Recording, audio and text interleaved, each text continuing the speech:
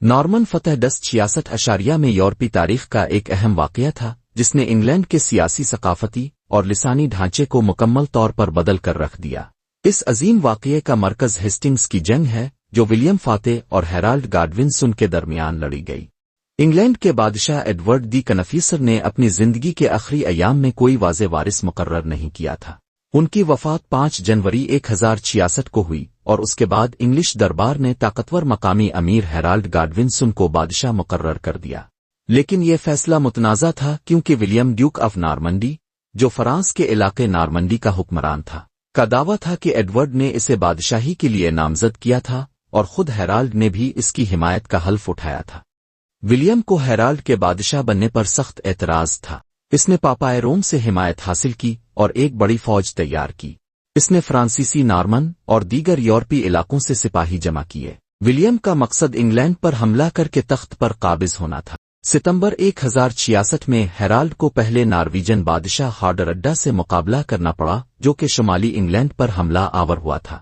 Harold نے اسے جنگ سٹامفورڈ برج میں شکست دی مگر اس جنگ میں اس کی فوج بہت کمزور ہو گئی۔ ولیم نے انگلینڈ کے جنوبی ساحل پر اترا اور ہیسٹنگز کے مقام پر کیمپ قائم کیا۔ ہیرالڈ اپنی فوج لے کر جنوب کی طرف بڑھا۔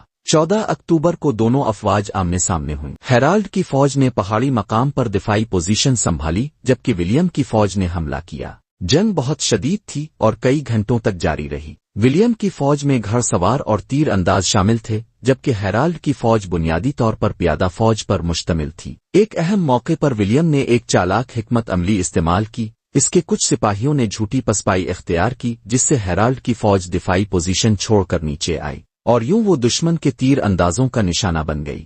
آخرکار ہیرالڈ مارا گیا۔ کہا جاتا ہے کہ اسے آنکھ میں تیر لگا۔ اس کے مرنے کے بعد انگلش فوج بکھر گئی اور ولیم کی فتح یقینی ہو گئی۔ ہیسٹنگز کی جنگ کے بعد ولیم نے آہستہ آہستہ انگلینڈ پر اپنا قبضہ مضبوط کیا۔ 25 دسمبر 1066 کو اسے بادشاہ انگلینڈ کا تاج پہنایا گیا۔ نارمن فتح کے بعد انگلینڈ کا اشرافیہ تبدیل ہو گیا۔ نارمن حکمران طبقہ غالب آ گیا۔ انگریزی زبان میں فرانسیسی الفاظ کی آمیزش ہوئی۔ زمینوں کی ملکیت تقسیم ہوئی اور نئے قوانین نافذ کیے گئے۔